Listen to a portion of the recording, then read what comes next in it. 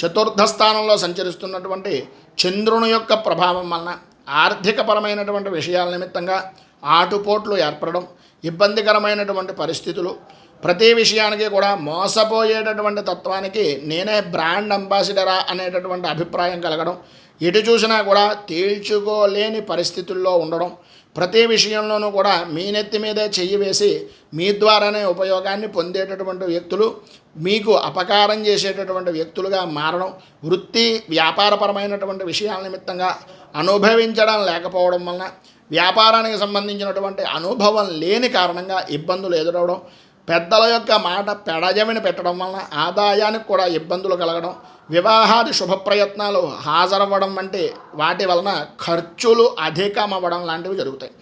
శారీరక శ్రమ పెరుగుతుంది, అనుకూలతలు అంతంత మాత్రంగా ఉంటాయి.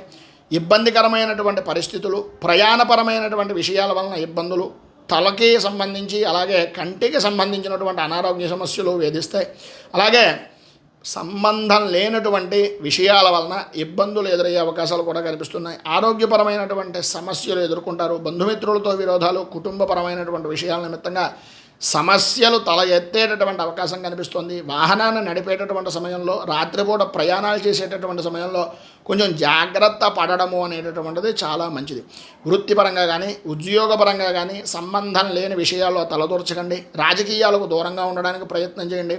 ఎవరి మీద ఎట్టి పరిస్థితుల్లోనూ అన్యాయంగా కానీ అపనింద చేసేటటువంటి విధానంలో కానీ లేదా సరదాకి కానీ ఎవరిని కించపరిచే విధానంలో చేయకండి. దానివలన ఇబ్బందులు వచ్చే అవకాశాలు ఉన్నాయి. ప్రధానంగా ఈరోజు మీకు ఉండేటటువంటి సమస్యలను అధిగమించడానికి రాహు కవచాన్ని పారాయణ చేయడం, దుర్గా దేవాలయాన్ని దర్శించుకోవడం వలన విశేషమైనటువంటి శుభ ఫలితాలను మీరు పొందుతారు అని తెలియజేస్తూ